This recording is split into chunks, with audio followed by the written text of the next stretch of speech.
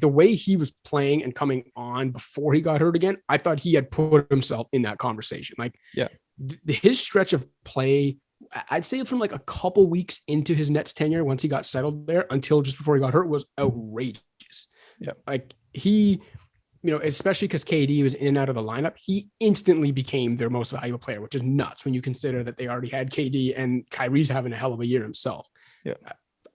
Harden's kind of clownish behavior in trying to force his way out of Houston and get leverage to get out of there, I think clouded people's opinion and made people forget why he had that power in the first place because of how good he is and how dominant. Like I was talking about Chris Paul, giving your team a chance to win. Yeah. James Harden is like, say what you will about his defense and whatever, his ball stopping ways. James Harden is almost like an automatic 50 wins and second round appearance, just having him on your team. Yeah. And what was crazy to me is like, we all obviously had the doubts. There's only one ball. There's 3 of these elite scorers on the same team, but like we all knew Harden was one of the best passers, just period, in the entire league. And the second he got there, I mean, granted, they only played 7 games with the big 3 together, but like he looked like the best point guard in the league the second he got there. 11 assists a game. The scoring went down like a few ticks, but like he looks like a natural point guard, and he's like 6'7". It's just he looks unstoppable out there, no matter what he's trying to do. I mean, Mike D'Antoni, when he first got to Houston, right, and made James Harden his de facto point guard, said right away at the time that he is a point guard, but at the time I think he said he's a points guard. But yeah, I mean he is a point guard by nature in a lot of ways. Yeah, he can score like few other guys in history can, but he's also a very natural playmaker who does a lot of ball handling and carries the offensive load and can be an offensive quarterback. As a playmaker, he gets his teammates the best looks. It's not just about passing the ball. It's about where you're passing it, the kind of looks you're getting your teammates. I mean, I think you can make the argument he might be the best point guard in basketball. Like obviously that's an argument for another day because we can talk Steph Curry. We just talked about Chris Paul. Yeah, exactly. LeBron, what's a position anyway? Right, exactly. I mean, like, Doncic could be, what I mean? Those guys are point forwards, but really they're point guards. So, but I think Harden's at least in that conversation. I think he's that good as a point guard or point guard if you're Mike D'Antoni.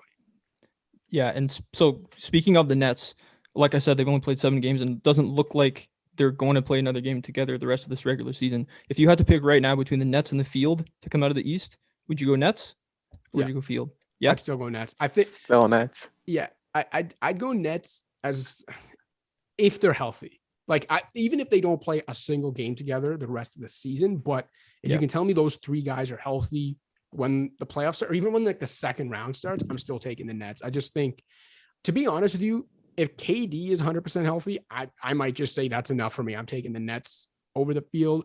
If KD and Harden are both healthy, they're winning the East, and I don't think anyone has a chance in hell of stopping them. If Harden's out and it's KD and Kyrie, I still think they're winning the East, but I think they're a little more beatable.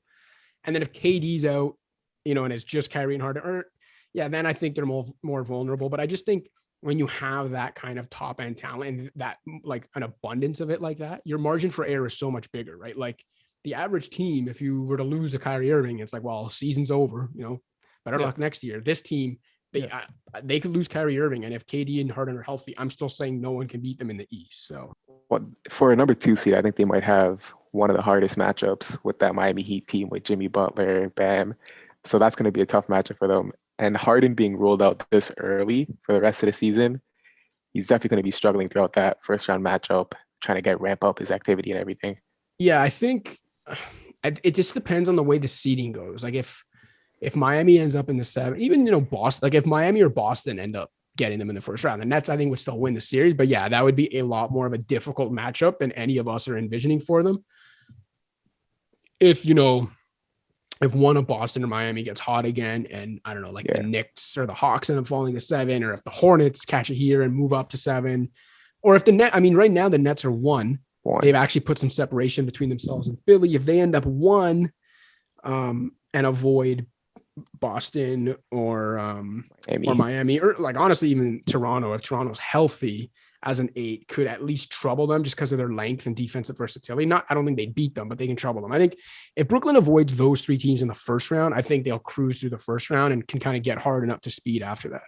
Yeah, and I think their defense is, it's obviously not elite, but I think it's catching a little bit of too much hate. Do you see it as that big of a problem as some people are saying going I into the really playoffs? don't, because I think their offense is that good and the ceiling is that good on that end of the court that I almost think it would render the defense moot. But even if you do want to place more of a premium on defense, like I think people forget how good Kevin Durant can still be defensively when he's fully engaged.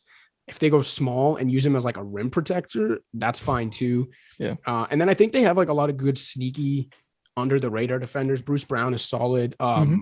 Nick Claxton, who's hurt right, or he might actually be out for health and safety protocols. I can't remember. He's out right now, but he's been like a revelation for them this season. He's kind of like a Swiss Army knife defensively.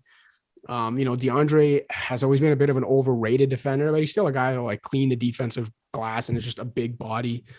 I think they have more defensive problem solvers than people give them credit for. I mean, look, even Kyrie, who is a sieve most of the time, he's had moments in the playoffs, including in the finals, where like when he's locked in, he's at least passable defensively on the perimeter. Like he can get it done on that end, or at least give you like a baseline defense. Harden is another guy. Like, yes, we know he is a terrible one-on-one defender at the point of attack, but he is one of the best switching defenders when it comes to like guarding up as a guard. Like take him into the post thinking you have a mismatch. You don't, because he's that freakishly strong. You can't score him out in the post.